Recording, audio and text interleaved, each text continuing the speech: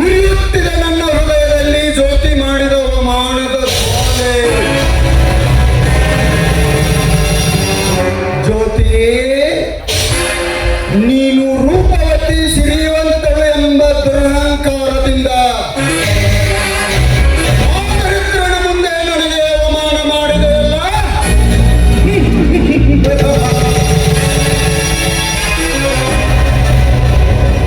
ನೋಡುತ್ತಿರು ಜ್ಯೋತಿಯೇ, ನನಗಾದ ಅವಮಾನದ ಜ್ವಾಲೆಯನ್ನು ಒಂದಿಲ್ಲ ಒಂದು ದಿನ ನನಗಾದ ಅವಮಾನದ ಸೇಡನ್ನು ಒಂದಿಲ್ಲ ಒಂದು ದಿನ ತೀರಿಸಿಕೊಳ್ಳದಿದ್ದರೆ ನನ್ನ ಹೆಸರು ಕರ್ಮೇಂದ್ರನೇ.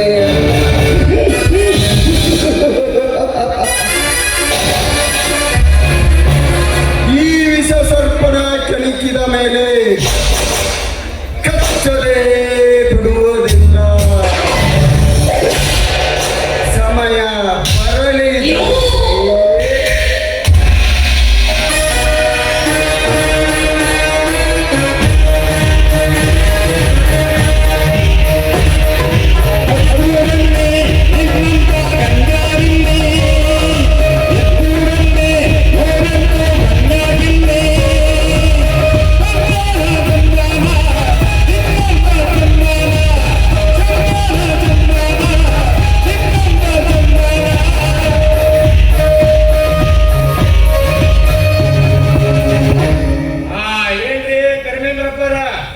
ಯಾವುದ ಸಿಟ್ಟಿನಲ್ಲಿ ಹೋಗ್ತಾ ಇದ್ದೀರಲ್ಲ? ತಿಪ್ಪ, ನಿಮ್ಮ ಸಹೋದರನ ಮಗಳು ಜ್ಯೋತಿ ಮಾಡಿದ ಅವಮಾನದ ಸೇಡನ್ನು ತೀರಿಸಿಕೊಳ್ಳಲು ಹೋಗುತ್ತಿದ್ದೇನೆ. ಅವಳು ನನ್ನ ಹೃದಯದಲ್ಲಿ ಹಚ್ಚಿದ ಬೆಂಕಿ ದಗದಗನೆ ಉರಿಯುತ್ತಿದೆ. ಹೌದ್ರಿ ದನಿಯರ, ನಿಮ್ಮ ಎದೆ ಬೆಂಕಿ ಬೀಳಾಗೆ ಮಾಡ್ತತಿ. ನೀವು ನೋಡ್ರಿ, ಪ್ರೀತಿಯಿಂದ ಆ ಜ್ಯೋತಿ ಅಮ್ಮಗ 5 ತೊಲಿ ನಕ್ಲೆಸ್ ತಂದು ಕೊಡ್ಬೇಕಂತ ಕೊಟ್ರಿ. ಆದ್ರೆ ಏನ್ ಮಾಡೋದು, ಆಕೆ ತಿರಸ್ಕರಿಸಿದ್ರ. ಮುಂದೆ ಅದಾಗಿ ಡಾಕ್ಟರ್ ಅವರು ಒಂದು ಚೀಟಿಯನ್ನು ತಂದು ಕೊಟ್ರೆ, ಅದನ್ನು ಓದಿ ಐ ಲವ್ ಯು ಅಂತ ಹೇಳಿದ್ರು. ಏನ್ ಮಾಡೋದ್ರಿ ದನಿಯರ? ನಾವೊಂದು ಉಪಾಯ ಹೇಳ್ತೀನಿ ಕೇಳ್ರಿ ನಿಮ್ಗ.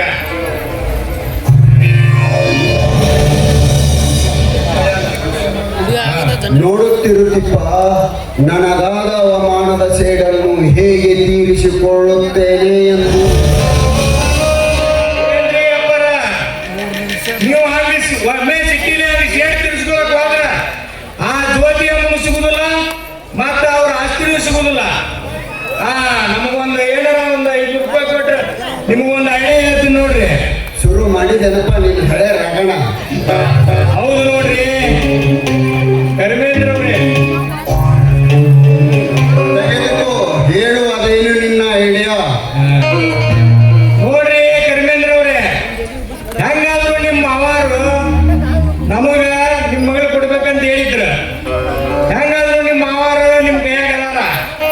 ನೀವು ಅಕ್ಕಿಗೆ ದ್ವೇಷದಿಂದ ಏನು ಅನ್ನಕ್ ಹೋಗ್ಬೇಡ್ರಿ, ಮತ್ತ ಪ್ರೀತಿಯಿಂದ ಆಕಿನ ನಿಮ್ ಬಲೆಯಾಗ ಹಾಕೋರಿ. ನೋಡ್ರಿ, ಮತ್ತ ದ್ವೇಷದಿಂದ ಏನಾರ ಮಾಡಕ್ ಹೋದ್ರ ನಿಮ್ಮ ಕೈಯಾಗ ಆಸ್ತಿನೂ ತಕ್ಕುದಿಲ್ಲ, ಮತ್ತ ಮೇಲಾಗಿ ನಿಮಗ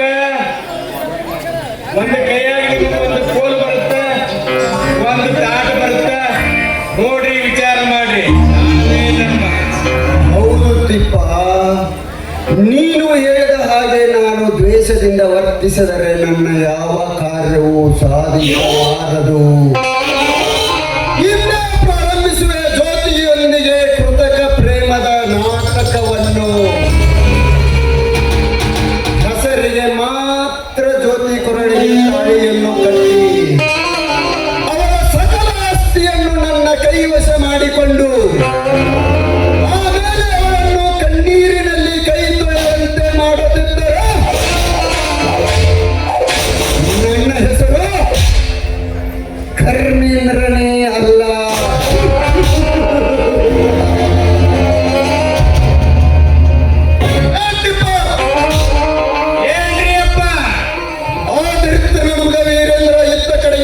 ಬಂದಿದ್ದಾನೆ.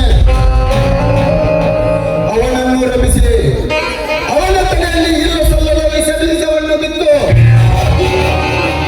ಅವನು ನಾವು ಹೇಳಿದಂತೆ ಕೇಳುವಂತೆ ಮಾಡು.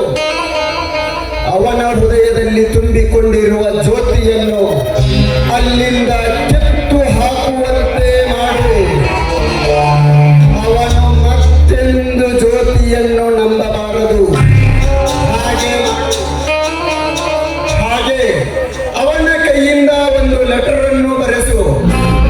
ಆ ಲೆಟರ್ನಿಂದ ಜ್ಯೋತಿಯ ತಲೆ ಕೆಟ್ಟು ಜ್ಯೋತಿ ಮತ್ತೆಂದು ದರಿದ್ರ ವೀರೇಂದ್ರನನ್ನು ತಿರುಗಿ ನೋಡಿದ ಹಾಗೆ ಮಾಡಿದಾಗಲೇ ನನ್ನ ಮನಸ್ಸಿಗೆ ಶಾಂತಿ.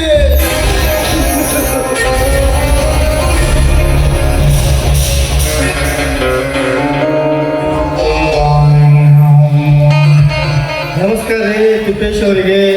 ನಮಸ್ಕಾರ ಡಾಕ್ಟರ್ ಸಾಹೇಬ್ರಿಗೆ. ಹೇಳ್ರಿ, ಈ ಕಡೆ ಜ್ಯೋತಿ ಅಮ್ಮನ ಮನೆಗೆ ಹೊಂಟಂಗ್ ಕಾಣ್ತದೆ. ಹೌದ್ರಿ ತಿಪ್ಪೇಶ್ ಅವರ, ಇವತ್ತು ಹಾಸ್ಪಿಟ್ಲಿಗೆ ರಜಾ ಬೇರೆ ಇದೆ. ಹೀಗಾಗಿ ಜ್ಯೋತಿಯವರ ಮನೆ ಕಡೆಗೆ ಹೋಗಿ ಬರ್ಬೇಕಂತ ಮಾಡಿದ್ದೇನೆ. ಜ್ಯೋತಿ ಮನೆಯಲ್ಲಿದ್ದರೆ ತಾನೇ ನಿಮಗೆ ಸಿಗೋದು. ತಾವು ಯಾರೆಂದು ಕೇಳಬಹುದೇ? ಏ ತಿಪ್ಪ, ನಾ ಯಾರೆಂದು ನೀನೇ ತಿಳಿಸಿ ಹೇಳೋ ಅವನಿಗೆ. ನೋಡ್ರಿ ಡಾಕ್ಟರ್ ಸಾಹೇಬ್ರ, ನೀವೇನು ಜ್ಯೋತಿ ಅಮ್ಮನ ಮದುವೆ ಆಗತ್ತಿರಲ್ಲ, ಜ್ಯೋತಿ ಅಮ್ಮನ ಸ್ವಾದರ ಮಾವ ನೋಡ್ರಿ ಇವ್ರು. ಓಹೋ, ನಮಸ್ಕಾರ ಅಣ್ಣನವರಿಗೆ. ಹಾ, ನಮಸ್ಕಾರ. ನೋಡ್ರಿ ಡಾಕ್ಟರ್, ಜ್ಯೋತಿ ಅಮ್ಮ ಓದುತ್ತಿರುವ ಕಾಲೇಜಿನಲ್ಲಿ ಇವರು ಓದುತ್ತಿರುತ್ತಾರೆ. ಆದರೆ ಇವರು ತಮ್ಮೂರಲ್ಲಿ ಆಗರ್ಭ ಶ್ರೀಮಂತರು. ಏನ್ ಮಾಡುದ್ರಿ ತಾಯಮ್ಮ, ಅವರ ಆಸೆ ನಿರಾಸೆ ಆಗಿಬಿಟ್ಟು. ಆಸೆ ನಿರಾಸೆ ಏನದು ಸ್ವಲ್ಪ ಬಿಡಿಸಿ ಹೇಳಬಾರದೆ? ವೀರೇಂದ್ರ, ಈಗ ನಾನು ಹೇಳುವುದನ್ನು ನೀನು ಕೇಳಬಹುದು. ಆದರೆ ನಿನಗೆ ಅದನ್ನು ಹೇಗೆ ತಿಳಿಸಿ ಹೇಳಲಿ? ಯಾಕೆ? ನಾನು ಆಸೆ ಪಟ್ಟ ಆ ಹಣ್ಣನ್ನು ಬೇರೊಬ್ಬನು ಆಸೆ ಪಟ್ಟಿರುತ್ತಾನೆ. ನಾನು ಅದನ್ನು ಹಿಡಿದುಕೊಳ್ಳಲು ಹೋದರೆ ಆ ದೇವರು ಮೆಚ್ಚಲಾರ. ನಾನು ಶ್ರೀಮಂತ, ಬೇರೆ ಹಣ್ಣನ್ನು ತಿನ್ನಬಾರದು. ಆದರೆ ಅವನು ಬಹಳ ಬಡವ, ಬೇರೆ ಹಣ್ಣನ್ನು ತಿನ್ನಬಾರದು. ಅದಕ್ಕೆ ಆ ಹಣ್ಣನ್ನು ಅವನಿಗೆ ಬಿಟ್ಟುಕೊಟ್ಟು ತೀರ್ಮಾನ ಮಾಡಿದ್ದೇನೆ.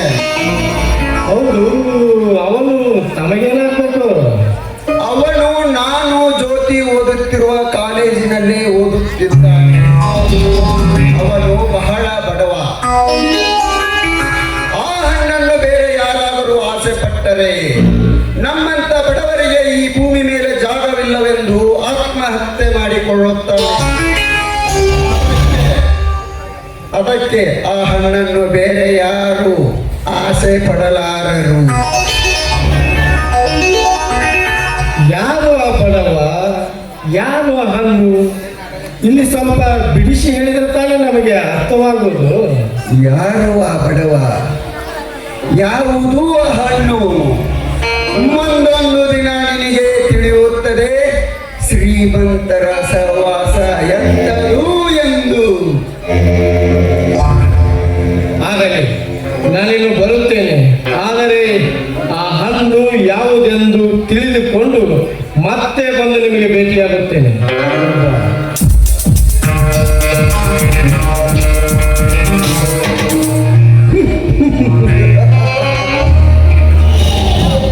ನೋಡುವ ತಿಪ್ಪ, ಬೇಟೆಗಾರ ಬೇಟೆಯಾಡಲು ಕಾಡಿಗೆ ಬಂದರೆ ಬೇಟೆಗಾರನ ಕಣ್ತಪ್ಪಿಸಿ ಆಕಾಶಕ್ಕೆ ಹಾರುವುದರೊಳಗಾಗಿ ಹಾರುವ ಹಕ್ಕಿಯ ರೆಕ್ಕೆಯನ್ನು ಸುಟ್ಟು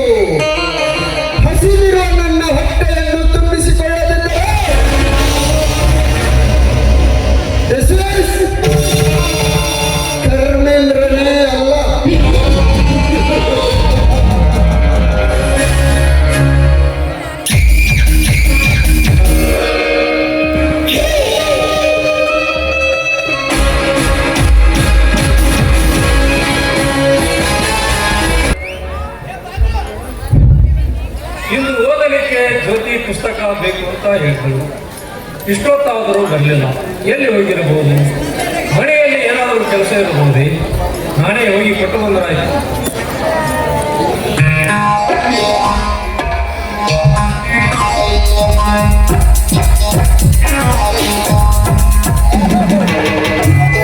ಶಂಕರ್, ಏನೋ ಹೊಸದಲ್ಲಿ ಹೋಗ್ತಿದೆ.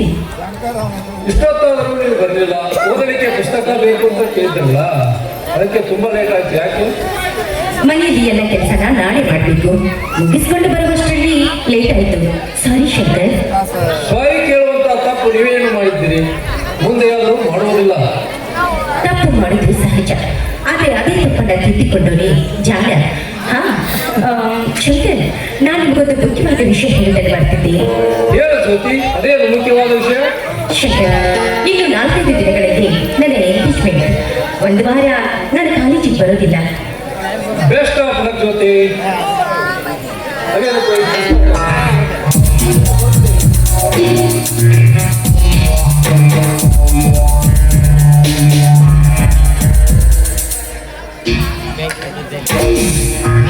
ವಾ ಜ್ಯೋತಿ ವಾ, ಕಾಲೇಜಿಗೆ ಸೂಟಿ ಇದೆ ಎಂದು ಮನೆಯಲ್ಲಿ ಯಾರಿಗೂ ಹೇಳದೆ ಕೇಳದೆ ಹೀಗೆ ನಡು ರಸ್ತೆಯಲ್ಲಿ ಒಬ್ಬ ಪರಪುರುಷನೊಂದಿಗೆ ಮಾತನಾಡುತ್ತಿದೆಯಲ್ಲ, ಇದು ನೀವು ಮಾಡುತ್ತಿರುವ ಕೆಲಸ ಸರಿ? Stop mister Veerendra.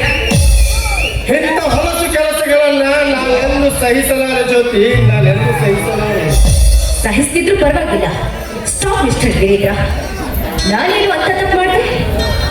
ತಪ್ಪು ತಪ್ಪು ಮಾಡೋದಷ್ಟೇ ಅಲ್ಲ ಜ್ಯೋತಿ, ನೀವು ನಂಬಿದವರ ಕತ್ತು ಕೊಯ್ದು ಆಕಾಶದಲ್ಲಿ ಹಾರಾಡಬೇಕೆಂಬ ಆಸೆ ನಿಮ್ಮದು. ಮದುವೆಯಾಗುವುದು ಮತ್ತೊಬ್ಬನ ಜೊತೆ, ಅದಕ್ಕೂ ಮೊದಲು ಪ್ರೇಮಿಸುವುದು ಇನ್ನೊಬ್ಬನ ಜೊತೆ. ಹೀಗೆ ಹಾರುತ್ತಾ ನಿಮ್ಮನ್ನು ನಂಬಿದವರ ಕತ್ತು ಕೊಯ್ಯುವ ಕಿರಾತಕರು ನೀವು, ಕಿರಾತಕರು. ಇಂಥ ಕೆಲಸಗಳನ್ನು ನಾನು ಒಪ್ಪೆನು ಜ್ಯೋತಿ, ಒಪ್ಪೆನು. ಆದರೆ ನೀನೊಂದು ಯೋಚನೆ ಮಾಡಿದ್ದೀಯ. ಈಗ ನಿನ್ನನ್ನು ಪ್ರೀತಿಸುತ್ತವನ ಬಾಳು ಏನಾಗಿತ್ತು ಎಂಬುದನ್ನು ಯೋಚನೆ ಮಾಡಿದ್ದೀಯ ಜ್ಯೋತಿ. ಇರಲಿ, ಮುಂದೆ ನಿನ್ನನ್ನು ಪ್ರೀತಿಸಿದವನ ಜೊತೆ ಮದುವೆಯಾಗಲು ನೀನು ಪ್ರಯತ್ನ ಪಡು ಜ್ಯೋತಿ, ಪ್ರಯತ್ನ ಪಡು. ನಾನಿನ್ನು ಬರುತ್ತೇನೆ. Goodbye.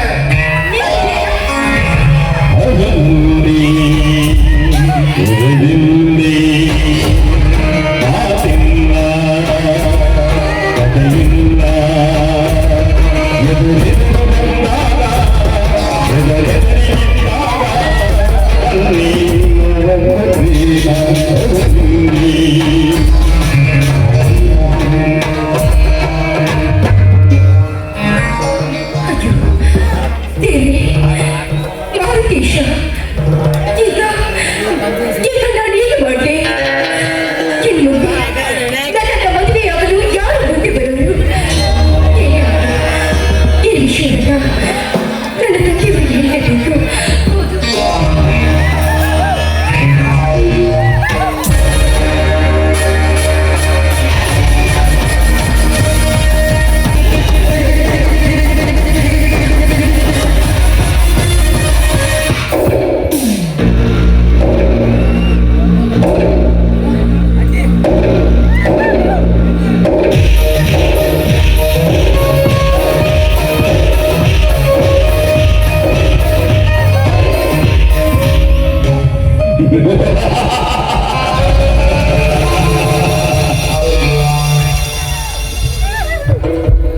ನನ್ನ ಕೈಯಲ್ಲಿ ವಿದ್ಯೆ ಕಲಿತು ನನ್ನ ವ್ಯವಹಾರದಲ್ಲಿ ಮುಂದುವರಿಯುತ್ತಿರುವ ಕರ್ಮೇಂದ್ರ, ಮುಂದೆ ಒಂದು ದಿನ ನನಗೆ ಕೈ ಕೊಡಬಹುದು.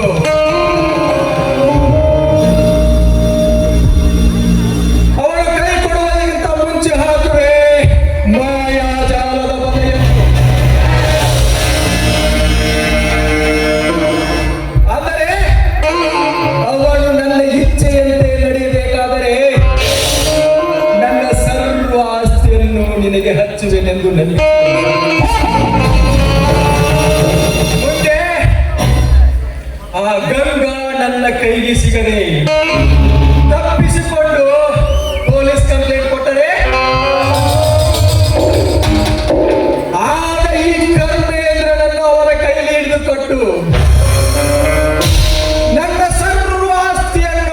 ಮಗಳ ಜ್ಯೋತಿಗೆ ಬರೆದು ಕೊಡುವೆ.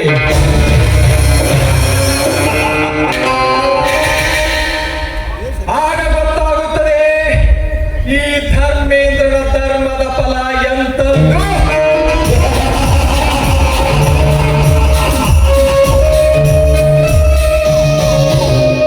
ಮಾವ, ನನ್ನ ಕಂಡ ಕೂಡಲೇ ನಿನ್ನ ಮುಖ ಕಪ್ಪಾಯಿತೇಕೆ?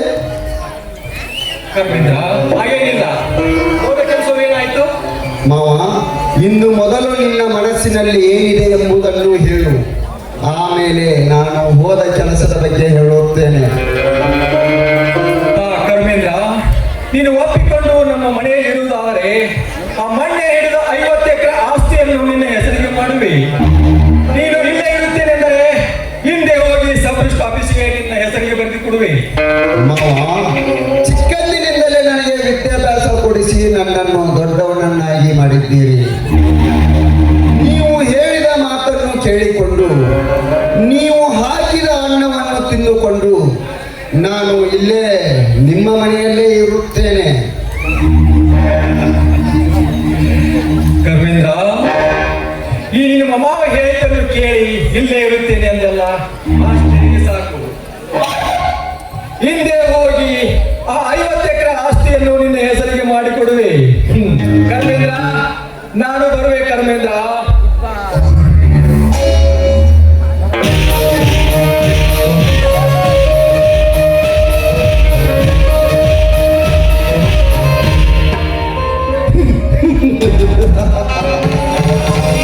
ಹೇಗೆ ಮದುವೆಯ? ಹೇಗೆ? ನೀನು ತಿಳಿದುಕೊಂಡಿರುವ ಹಾಗೆ ನಿನ್ನ 50 ಎಕರೆಗೆ ಆಸ್ತಿ ಕೊಟ್ಟು ಇಲ್ಲಿಯವರೆಗೆ ನಾನು ನಿನ್ನ ಮನೆಯಲ್ಲಿ ಉಳಿದಿಲ್ಲ. ನಿನ್ನ ಪ್ರೀತಿಯ ಜಾನಮರಿ ಜ್ಯೋತಿಯನ್ನು ನಾನು ಮದುವೆ ಮಾಡಿಕೊಂಡು ನಿನ್ನ ಸಕಲ ಆಸ್ತಿಗೆ ನಾನೇ ಒಡೆಯನಾಗಿ ನಾನು ಹಾಕಿದ ಅನ್ನವನ್ನು ನೀನು ತಿಂದುಕೊಂಡು ನಾನು ಹೇಳಿದಂತೆ ಕೇಳುವಂತೆ ಮಾಡಿಕೊಂಡು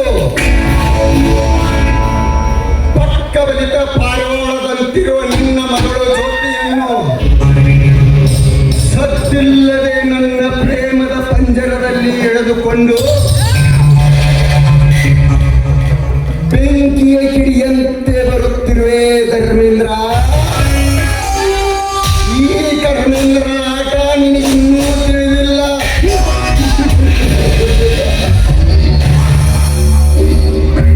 ಜ್ಯೋತಿ ಇತ್ತ ಕಡೆಗೆ ಬರುತ್ತಿದ್ದಾಳೆ. ಬರಲಿ ಬರಲಿ, ಅವಳನ್ನು ಮಾತನಾಡಿಸಿದರಾಯಿತು. ಅಪ್ಪಾಜಿ, ಅಪ್ಪಾಜಿ, ಯಾಕೆ ಜ್ಯೋತಿ ಗಾಬರಿಯಿಂದ ಬಂದಿರುವೆ? ಮಾವನವರು ಮನೆಯಲ್ಲಿಲ್ಲ. ಯಾಕೆ? ಏನಾಯ್ತು ಹೇಳು ಜ್ಯೋತಿ. ಅಪ್ಪಾಜಿ ಎಲ್ಲಿ ಹೋಗಿದ್ದಾರೆ ಅಂತ ಬೇಗ ಹೇಳು. ಜ್ಯೋತಿ, ಮಾವನವರು ಈಗ ತಾನೇ ಸಬ್ ರಿಜಿಸ್ಟರ್ ಕಚೇರಿಗೆ ಹೋದರು. ಅವರು ಬರುವುದು ಲೇಟ್ ಆಗಬಹುದು. ಯಾಕೆ ಜ್ಯೋತಿ? ಚಿಕ್ಕಂದಿನಿಂದ ನಾವಿಬ್ಬರು ಒಟ್ಟಿಗೆ ಬೆಳೆದಿದ್ದೇವೆ. ಇಬ್ಬರು ಒಂದೇ ಕ್ಲಾಸಿನಲ್ಲಿ ಓದುತ್ತಿದ್ದೇವೆ. ಅಂದ ಮೇಲೆ ವಿಷಯವೇನೆಂದು ನನ್ನ ಮುಂದೆ ಹೇಳ್ಬೋದಲ್ಲ ಜ್ಯೋತಿ? ಯಾಕೆ ಜ್ಯೋತಿ? ನನ್ನ ಮೇಲೇನಾದರೂ ನಿನಗೆ ಸಿಟ್ಟಿದೆಯೇ? ಚೇಚೆ, ನಿನ್ನ ಮೇಲೆ ನನಗೆ ಸಿಟ್ಟು ಮಾವ. ಅಂದ ಮೇಲೆ ವಿಷಯವೇನೆಂದು ಹೇಳು ಜ್ಯೋತಿ. ನೋಡಿ ಮಾವ, ಆ ಡಾಕ್ಟರ್ ಹೇಳಿದ್ರ ನನ್ನನ್ನ ಮದುವೆಯಾಗಬೇಕಿದ್ದು ಹೇಳಿದ್ದ. ಈಗ ನೋಡಿದ್ರೆ ನಿನಗಾಗಿ ನಿನಗೆ ನನ್ನಗಾಗಿ ನನಗೆ ಅಂತ ಹೇಳುವಾಗ ಅದನ್ನೇ ಅಪ್ಪಾಜಿಗೆ ಹೇಳಿರು ಬಂದೆ. ಹಾ? ಆ ವೀರೇಂದ್ರ ಹೀಗೇಕೆ ಮಾಡಿದ? ಜ್ಯೋತಿ, ನೀನೇನಾದರೂ ಅವನ ಜೊತೆಗೆ ಕೆಟ್ಟದಾಗಿ ಮಾತನಾಡಿದೀಯೇನು?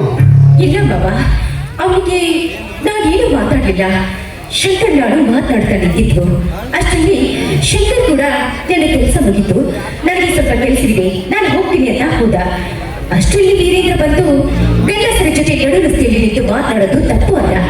ಅದಕ್ಕೆ ನಾನು ಇಲ್ಲಿವರೆಗೂ ಯಾವ ತಪ್ಪನ್ನು ಮಾಡಿಲ್ಲ, ಮುಂದೆ ಯಾವ ತಪ್ಪನ್ನು ಮಾಡೋದು ಇಲ್ಲ ಅಂತ ಹೇಳುವಷ್ಟರಲ್ಲಿ ನಿನ್ನ ದಾರಿ ನನಗೆ, ನನ್ನ ದಾರಿ ನನಗೆ ಅಂತ ಹೇಳಿ ಹೊರಟು ಹೋದ. ಓಹೋ, ಈಗ ವಿಷಯ. ವೈದ್ಯ ಹೇಳಿದ್ದು ಹಾಲು ಅಣ್ಣ, ರೋಗಿ ಬಯಸಿದ್ದು ಹಾಲು ಅಣ್ಣ. ಹಾ ಜ್ಯೋತಿ, ನೀನೇನೋ ಸಂಕೋಚ ಪಡಬೇಡ. ಅದು ಅವನ ಕೆಟ್ಟ ಚಟ. ಅಪವಾದಗಳು ಬೆರಳನ್ನು ಬೇರೆಯವರ ಮೇಲೆ ಹಾಕಿ ಅವನು ಅಲ್ಲಿಂದ ಪಾರಾಗಲು ಹೀಗೆ ಮಾಡಿದ್ದಾನೆ. ಜ್ಯೋತಿ, ಹೋಗ್ಲಿ ಬಿಡು, ನಾನು ಅವನಿಗೆ ಬುದ್ಧಿ ಕಲಿಸುತ್ತೇನೆ. ಏನು ವೀರೇಂದ್ರನಿಗೆ ಕೆಟ್ಟ ಚಟಗಳಿವೆಯೋ? ಹೌದು ಜ್ಯೋತಿ, ಎಲ್ಲಿ ನಿನ್ನ ಮುಂದೆ ಹೇಳಿದರೆ ನೀನು ತಪ್ಪು ತಿಳಿವೆಯೇ ಎಂದು ನಾನೇ ಹೇಳಿರಲಿಲ್ಲ. ನೀನು ಹೇಳ್ತಿರೋ ಮಾತು ನಿಜವೇ ಬಾಬಾ? ನೋಡು ಜ್ಯೋತಿ, ನಾನು ನಿನಗೆ ಹೇಗೆ ಹೇಳಿದರೂ ಅರ್ಥವಾಗುವುದಿಲ್ಲ. ನಾನು ಸುಳ್ಳು ಹೇಳಿದರೆ ತಿಪ್ಪನನ್ನು ಕೇಳು. ಮೊನ್ನೆ ನಾವು ಇಬ್ಬರು ಬರುತ್ತಿದ್ದಾಗ ಆ ವೀರೇಂದ್ರ ಕುಡಿದು ಗಟಾರದಲ್ಲಿ ಬಿದ್ದು ಒದ್ದಾಡುತ್ತಿದ್ದ. ನಾವು ಅದನ್ನು ನೋಡಿದ್ದೇವೆ ಎಂದು ತಿಳಿದು ಎಲ್ಲಿ ನಿಮ್ಮ ತಂದೆಯವರ ಮುಂದೆ ಹೇಳುತ್ತೇವೆ ಎಂದು ಹೀಗೆ ನಾಟಕ ಮಾಡಿದ್ದಾನೆ.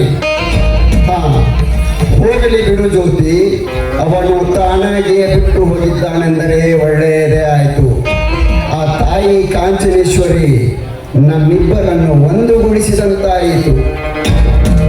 ಶಿವನೆಂದು ನನ್ನ ಜೊತೆಗೆ ಹೀಗೆ ಮಾತನಾಡಿಲ್ಲ ಎಂದು ನನ್ನ ಭವಿಷ್ಯದ ಬಗ್ಗೆ ಹೇಳ್ತಾ ಇದ್ದಾನೆಂದ್ರೆ ಇವರ ಮನಸ್ಸಿನಲ್ಲಿ ಏನಿದೆ ಎಂಬುದನ್ನು ಮೊದಲು ಅರಿತುಕೊಂಡು ಆಮೇಲೆ ಇವರೊಡನೆ ಪ್ರೇಮದ ನಾಟಕವನ್ನಾಡಬೇಕು. ಜ್ಯೋತಿ, ಏನು ವಿಚಾರಿಸಿದಂತಿದೆಯಲ್ಲ? ಏನಿಲ್ಲ ಬಾಬಾ, ನಾನು ವೀರೇಂದ್ರನನ್ನ ಮದುವೆಯಾಗದೆ ಹೀಗೆ ಬಿಟ್ಟು ಬಿಟ್ರೆ ನನ್ನನ್ನು ಮದುವೆಯಾಗಲು ಯಾರು ಮತ್ತು ಬೆಳೆವರು? ನೋಡು ಜ್ಯೋತಿ, ನಿನ್ನನ್ನು ಯಾರೋ ಮದುವೆಯಾಗಲು ಮುಂದೆ ಬರುವುದಿಲ್ಲವೆಂದು ಯೋಚನೆ ಮಾಡಬೇಡ. ಹೇಗೂ ನೀನು ನನ್ನ ಸೋದರ ಮಾವನ ಮಗಳು. ಅದಕ್ಕೆ ನೀನು ಒಪ್ಪಿಕೊಂಡರೆ ನಾನೇ ನಿನ್ನನ್ನು ಮದುವೆಯಾಗಬೇಕೆಂದುಕೊಂಡಿರುವೆ. ಏನು? ನಾನು ನಿನ್ನ ಮದುವೆ? ಯಾಕೆ ಜ್ಯೋತಿ, ನನ್ನ ಮೇಲೆ ಮನಸ್ಸಿಲ್ಲವೇ? ನೋಡು ಜ್ಯೋತಿ, ನೀನು ತಿಳಿದುಕೊಂಡಿರೋ ಹಾಗೆ ನಾನು ಕೆಟ್ಟವನು ಅಲ್ಲ, ಕಳ್ಳನು ಅಲ್ಲ. ನಿಮ್ಮ ತಂದೆಯವರು ಯಾವುದೋ ಒಂದು ಕಳ್ಳ ವ್ಯವಹಾರದಲ್ಲಿ ಸಿಕ್ಕಿ ಹಾಕಿಕೊಂಡಿದ್ದರು. ನಿಮ್ಮ ತಂದೆಯವರ ಮರ್ಯಾದೆ ಉಳಿಸುವುದಕ್ಕೋಸ್ಕರ ಆ ಕಳ್ಳ ವ್ಯವಹಾರವನ್ನು ನನ್ನ ಮೇಲೆ ಹಾಕಿಕೊಳ್ಳಬೇಕಾಯಿತು ಅಷ್ಟೇ. ಇಲ್ಲದಿದ್ದರೆ ನೀನು ನಿನ್ನ ತಂದೆಯನ್ನು ನೋಡದ ಹಾಗೆ ಆಗುತ್ತಿತ್ತು. ಜ್ಯೋತಿ, ನಿನ್ನ ಮದುವೆ ಬಗ್ಗೆ ವಿಚಾರ ಮಾಡು. ಬಾಬಾ, ನೀನು ದಿನ ಹತ್ತಿರದಿಂದ ಆಸೆಯಿಂದ ಮೊದಲೇ ನನಗೆ ತಿಳಿಸಿದ್ರೆ ನಾನು ಅವನನ್ನ ಮದುವೆಯಾಗಲು ಹೋಗ್ತಾನೆ ಇರಲಿಲ್ಲ. ನೀವು ಎಲ್ಲಿ ನನ್ನ ಮದುವೆಯಾಗೋದಕ್ಕೆ ಒಪ್ಪೋದಿಲ್ವಾ ಅಂತ ತಿಳ್ಕೊಂಡು ನಾನು ಅವನನ್ನು ಒಪ್ಕೊಂಡೆ. ಜ್ಯೋತಿ, ಅರಿಯದ ನಿನ್ನ ಪ್ರೀತಿ, ಮರೆಯದ ನಿನ್ನ ನೆನಪು, ಉರಿಯುತ್ತಿರುವ ಈ ಜ್ಯೋತಿ ಮುಂದೆ ಏನೆಂದು ಹೇಳಲಿ ಜ್ಯೋತಿ? ಜ್ಯೋತಿ, ನೀನು ನನ್ನನ್ನು ಮದುವೆಯಾಗಲು ಒಪ್ಪಿದಂತಾಯಿತು. ನಾನು ನಿನ್ನ ಮನಸ್ಸನ್ನ ನೋಯಿಸಲಿ ಬಾಬಾ. ಅಂದ ಮೇಲೆ ನಿನ್ನ ಮನಸ್ಸು ನನ್ನ ಮೇಲೆ ಇದೆ ಎಂದಾಯಿತು. ನಾನು ನಿನ್ನನ್ನ ಪ್ರೇಮಿಸ್ತೀನಿ. ಐ ಲವ್ ಯು ಬಾಬಾ, I love you. I love you Jyoti. ಇದೇ ಖುಷಿಯಲ್ಲಿ ನಿನ್ನ ಪ್ರೇಮ ಕಂಠದಿಂದ ಒಂದು ಒಳ್ಳೆ ಗೀತೆಯನ್ನು ಹಾಡಿ ನನ್ನ ಮನ ತರಿಸಲಾರದೆ.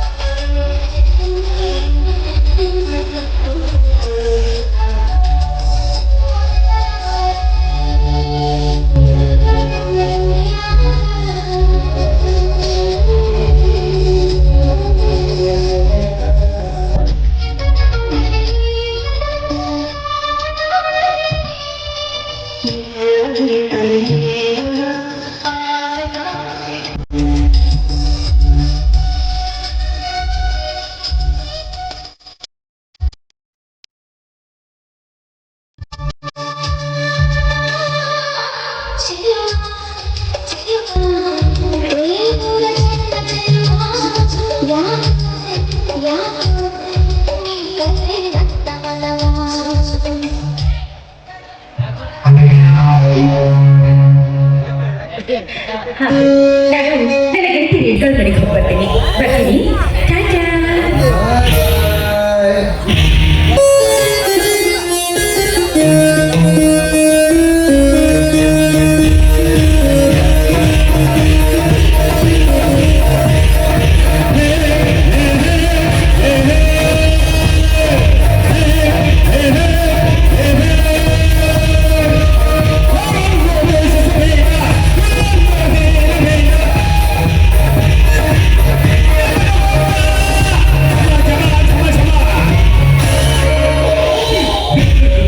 ಟಾಟಾ.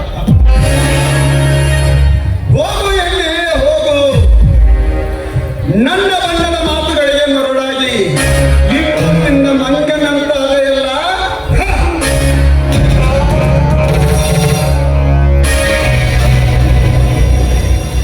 ಜ್ಯೋತಿ, ಈ ವೀರೇಂದ್ರ ಕರ್ಮಪಾತನಿಂದಲೇ ವಿಧಿಬರಹ ಬದಲಿಸಬಲ್ಲನೆಂಬುದು ನಿನಗಿನ್ನೂ ತಿಳಿದಿಲ್ಲ.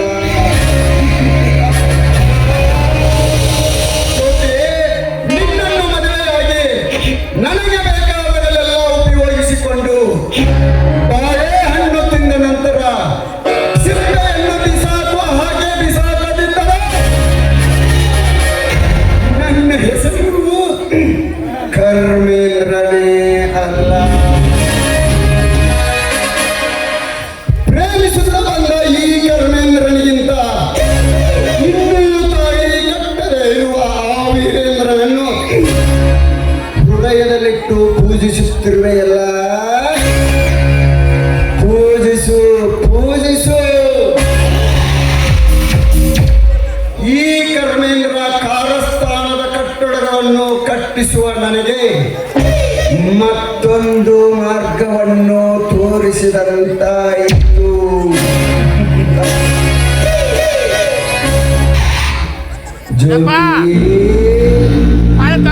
ನೀನು ನನ್ನನ್ನು ಮದುವೆಯಾದರೆ ಬರಲಿರುವ ದಿನಗಳು ಸುಮಧುರ ಸೋಪಾನವಲ್ಲ. ನಮ್ಮಿಬ್ಬರ ದಾಂಪತ್ಯ ಜೀವನಕ್ಕೆ ಹಾಡುವೇನ ಅಂತ್ಯವನ್ನು. ಅಂದಾಗಲೇ ನನ್ನ ಕೌತುಕಮಯ ಕಾರ್ಯಕ್ಕೆ ಕೈಗನ್ನಡಿ ಹಿಡಿದಂತಾಗುವುದು.